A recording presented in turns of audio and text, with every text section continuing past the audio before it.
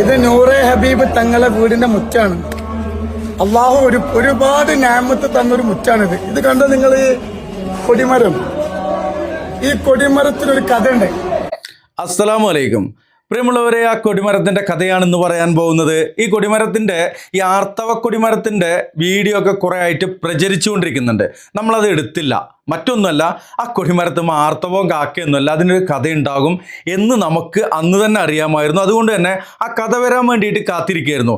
ഇത് നൂറെ ഹബീബ് എന്ന് പറയുന്ന ഒരു ആത്മീയ വാണിഭക്കാരൻ്റെ ആത്മീയ ചൂഷണത്തിൻ്റെ ഭാഗമായി കൊണ്ട് ഓൺലൈനിൽ ഇരുന്നിട്ട് എന്തൊക്കെയോ ചൊല്ലി പറയുന്ന, കൊറോണ കാലത്ത് ഉത്ഭവിച്ചുണ്ടായ തങ്ങളുടെ ഒരു വീടിൻ്റെ മുൻവശത്തുള്ള ഒരു കൊടിമരമാണ്. എന്താണ് കൊടിമരം എന്നുള്ളത് നമ്മൾ വഴിയെ പറഞ്ഞു തരുന്നുണ്ട്.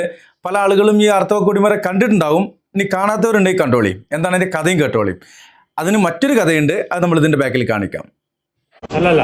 ഇത് ഞാൻ പറയാൻ പോവാണ്. ഈ സാധനം ഇവിടെ നമ്മൾ കെട്ടിയിരുന്നില്ല. സാധനം ഇവിടെ കെട്ടിയിരുന്നില്ല. ഒരു ദിവസം ആയിരക്കണക്കിന് ആളുകൾ ഈ കൊടിമരം പിടിക്കാൻ വരും. അപ്പോൾ ആയിരക്കണക്കിന് ആളുകൾ വരണമെന്നല്ല, മറ്റൊരു കഥയുണ്ട്. ആ കഥ എന്തിനാണ് പറഞ്ഞത് എന്നൊരു കഥയുണ്ട്. ഒക്കെ നമുക്ക് പറയാം.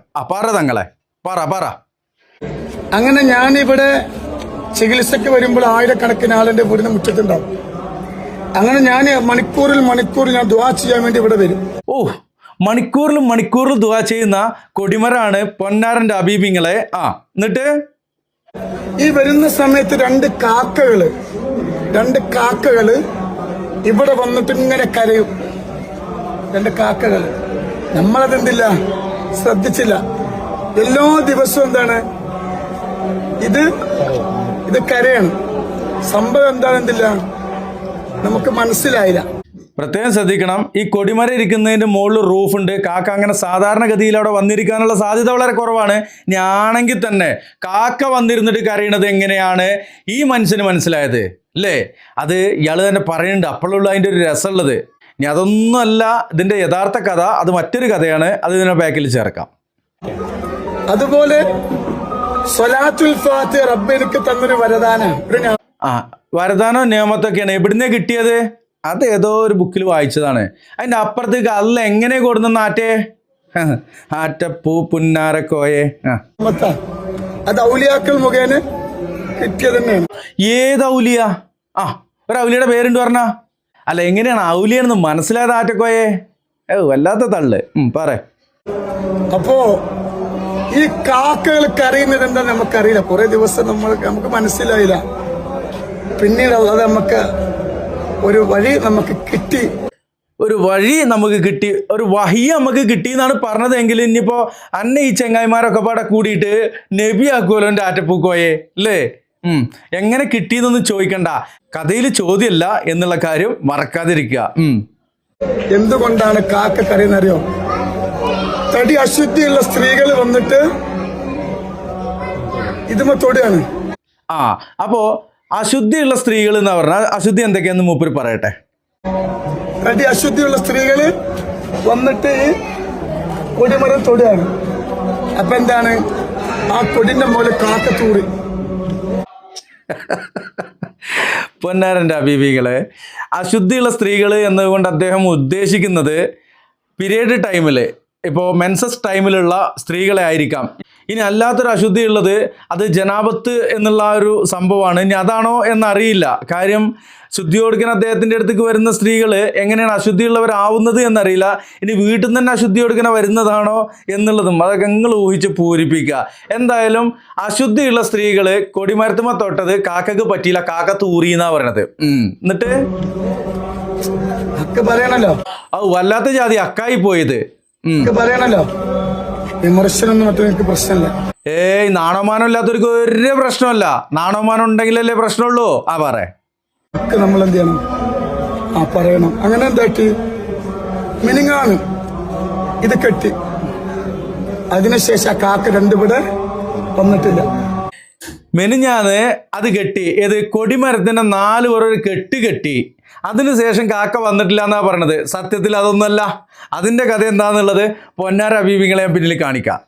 എന്നിട്ട് കാക്ക രണ്ടുപേടെ വന്നിട്ടില്ല. അപ്പൊ അള്ളാഹു നമുക്ക് തന്നൊരു നിഅമത്താണ്. ആ കാക്ക രണ്ടും ഇവിടെ വന്നിട്ടില്ല. ഇതെന്താണ്? അള്ളാഹു തന്ന നിയമത്താണ്. എന്താണ് അള്ളാഹ് കൊടുത്ത നിയമത്ത്?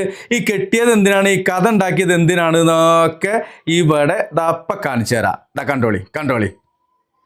ആ കെട്ടിയുടെ ഉള്ളിലാണത്. ആ ടാടാ ടാടാ ടാടാ. അതന്നെ കുട്ടി. പൊന്നാര ബീബിങ്ങളെ എന്തിനാണ് കെട്ടിയത്? ഞാൻ പറഞ്ഞേ, അതിന് നേരെ മുകളിൽ റൂഫുണ്ട്. കാക്ക അതിൻ്റെ ഉള്ളിൽ അങ്ങനെ ഇങ്ങനെയൊന്നും വരൂല. ഇനി വന്നാൽ തന്നെ കാക്ക അതുമേ നല്ല എന്തുമീൻ പോയി തൂറും. കാക്ക കാഷ്ടടുക, അപ്പിടുക, തൂര എന്നൊക്കെ പറയും. അത് ഇപ്പം ഏതെങ്കിലും ഒരു മരത്തുമ്പോൾ ഇരുന്നിട്ട് കാക്ക അപ്പിട്ട് വെച്ചെങ്കിൽ അതിൻ്റെ അർത്ഥം എന്താണ്?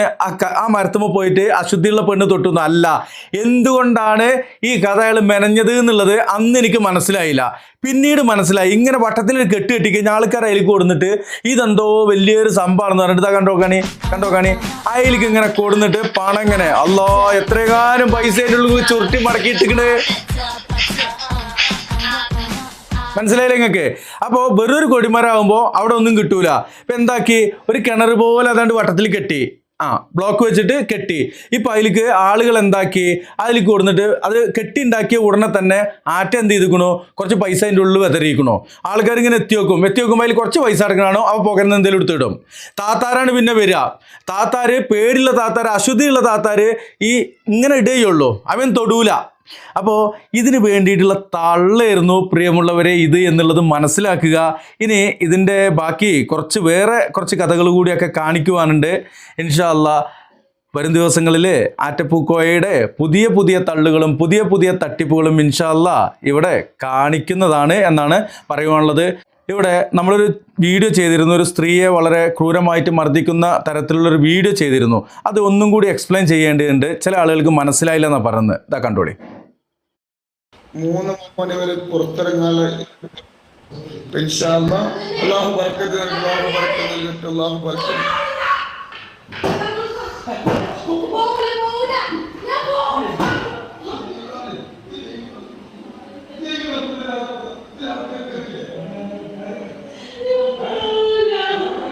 ഇതാണ് നമ്മൾ ഇന്നലെ കാണിച്ചിരുന്നത്. അയാൾ ചെറിയൊരു വിശദീകരണം കൊടുക്കുന്നുണ്ടാവും, നമുക്ക് കാണാം. ആ മനുഷ്യനെ തെറി പറയുകയാണ് ഏതൊരു സ്ത്രീ അവിടെ വന്നിട്ട്. അതിൽ ഇയാൾ അവിടെ നിന്ന് ലൈവ് ഇടുന്നോടന്ന് നീച്ചു പോയിട്ട് ആ സ്ത്രീയെ മർദ്ദിക്കുകയാണ് ചെയ്തിട്ടുള്ളത്. ക്രൂരമായിട്ട് പീഡനം അനുഭവിച്ചിരിക്കുകയാണ്. ഇതാ പറഞ്ഞു കേട്ടോളി. അതാ മുടിമ പിടിച്ച് വലിച്ചിരിക്കുകയാണ്. അതാണ് ഒച്ചയൊന്നും കേൾക്കുന്നില്ല, ഭയങ്കര കരയുന്നുണ്ട് ആ സ്ത്രീ. നേരെ ശ്രദ്ധിച്ചു നോക്കൂ.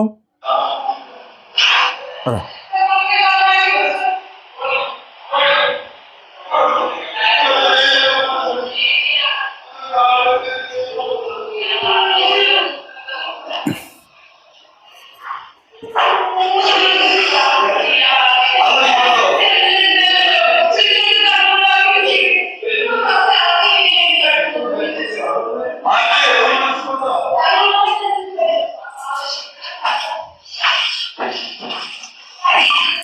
തല്ലൊക്കെ കഴിഞ്ഞിട്ട് കുട്ടപ്പനായിട്ട് അവിടെ വന്നിരുന്ന് നിൽക്കുകയാണ്. ഇനി പറയുന്ന ന്യായീകരണം കേട്ടോളി നിങ്ങള്. പൊന്നുമോൾക്ക് സുഖമില്ല, അള്ളാഹു പരിപൂർണ്ണ ശിഫ അള്ളാഹു നൽകട്ടെ. ഒരു സഹോദരിക്ക് സുഖമില്ല. ഒരു പൊന്നുമോൾക്ക് സുഖമില്ലാന്ന്. ആരെ? എൻ്റെ പൊന്നുമോളാണോ ആറ്റക്കോയെ? അല്ല, ആരാൻ്റെ പൊന്നുമോളല്ലേ.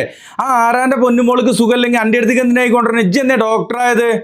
സുഖമില്ലെങ്കിൽ ആശുപത്രിയിലാണ് കൊണ്ടുപോകുക. ഗവൺമെൻറ് ഹോസ്പിറ്റലുകളുണ്ട്, അവിടെ നടക്കൂലെന്നുണ്ടെങ്കിൽ അതിന് താലൂക്ക് ആശുപത്രി, അതുപോലെ തന്നെ ജില്ലാ ഹോസ്പിറ്റൽ, മെഡിക്കൽ കോളേജുകളുണ്ട്, അതുപോലെ തന്നെ വലിയ ആശുപത്രികളുണ്ട്, അവിടെയല്ലേ കൊണ്ടുപോകുക. പ്രൈവറ്റ് ഹോസ്പിറ്റലുകൾ, വലിയ ഹോസ്പിറ്റലുകളുണ്ട്, അവിടെയൊക്കെയല്ലേ കൊണ്ടുപോകുക.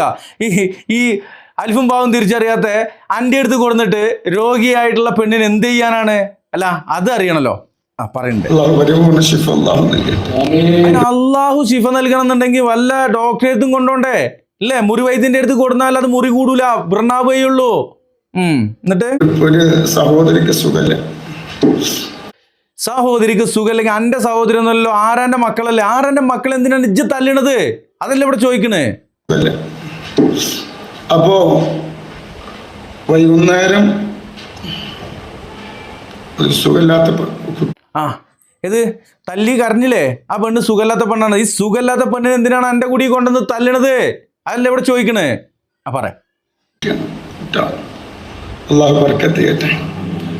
എന്തിനു ബർക്കത്ത് ചെയ്യണേ?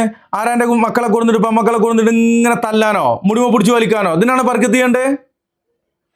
അപ്പോൾ മൗലിസിനെ ചൊല്ലി ദുആ ചെയ്യാണ്. അപ്പോൾ നമുക്ക് ഇൻഷാല്ലാ മറ്റുള്ള കാര്യങ്ങളൊക്കെ എന്ത് ചെയ്യാം, അതിന് മൊത്തം പോലെ രാത്രി അല്ലേ നിർത്തി വെക്കണമെങ്കിൽ എന്ത് ചെയ്യാം ആലോചിച്ചിട്ട് നമുക്ക് ചെയ്യാം കേട്ടോ.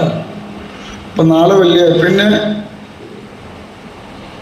8 മണിക്ക് തുടങ്ങിയിട്ട് ആകപ്പാടെ അയ്യത്തിടയ്ക്കാണ് കാര്യം. ലൈവ് നടന്നുകൊണ്ടിരിക്കുകയാണ്. ആ ലൈവിൻ്റെ അടിയിലാണ് പെണ്ണിനെ പോയിട്ട് തല്ലിയത്, പെണ്ണിൻ്റെ മുടി പിടിച്ച് വലിച്ചത്. ഇനിയിപ്പോൾ വേറെ എവിടെയൊക്കെ പിടിച്ച് വലിച്ചിരിക്കണമെന്നുള്ള അറിയില്ല. പൊന്നാര ഹബീബിങ്ങളെ, ഈ ചെങ്ങായിയുടെ അടുത്തേക്കൊന്നും അസുഖമുള്ള പെൺകുട്ടികളെ കൊണ്ടാക്കരുത് എന്നുള്ളതാണ് പറയുവാനുള്ളത്. അസുഖം ഉണ്ടെങ്കിൽ നിങ്ങൾ ഏതെങ്കിലും ആശുപത്രിയിൽ കൊണ്ടുപോവുക. ചെറിയ വല്ല കൗൺസിലിങ്ങിലോ ചെറിയ വല്ല മരുന്നിലൊക്കെ മാറേണ്ട അസുഖങ്ങൾ ഇയാളുടെ അടുത്ത് കൊണ്ടുപോയാൽ മുഴുഭ്രാന്തായി പോകും. പിന്നെ മുഴുവട്ടായിട്ടാണ് നിങ്ങൾക്ക് തിരിച്ചു കിട്ടുക എന്നുള്ളതാണ് പറയുവാനുള്ളത്. ഇയാൾ ഡോക്ടറല്ല, ഇയാൾ വൈദ്യനല്ല, ഇയാൾ ഔലിയപ്പാപ്പയല്ല, ഇയാൾ ഒന്നല്ല. അതറിഞ്ഞുകൊണ്ട് അവിടേക്ക് നിങ്ങളുടെ മക്കളെ കൊണ്ടുപോവുക. അല്ലെങ്കിൽ ഇതുപോലെ പണം ഉണ്ടാക്കാൻ വേണ്ടിയിട്ട് നാടകം കളിക്കുന്ന ഈ ആറ്റക്കോയ പെൺമക്കളെ ലൈവ് ഇട്ടുകൊണ്ട് അതിൻ്റെ ബാക്കിൽ കൊടുന്നിട്ട് തല്ലിയിട്ട് അവറ്റുള്ള കരച്ചിലൊക്കെ ലൈവിലൂടെ വിട്ടിട്ട് പണസമ്പാദനത്തിന് ഉപയോഗിക്കും എന്നുള്ളതാണ് ഈ ഉള്ളവന് പറയാനുള്ളത്. മനസ്സിലാക്കുക, തിരിച്ചറിയുക. അള്ളാഹു അനുഗ്രഹിക്കട്ടെ. അസ്സലാമു അലൈക്കും വറഹ്മത്തുള്ളാഹി.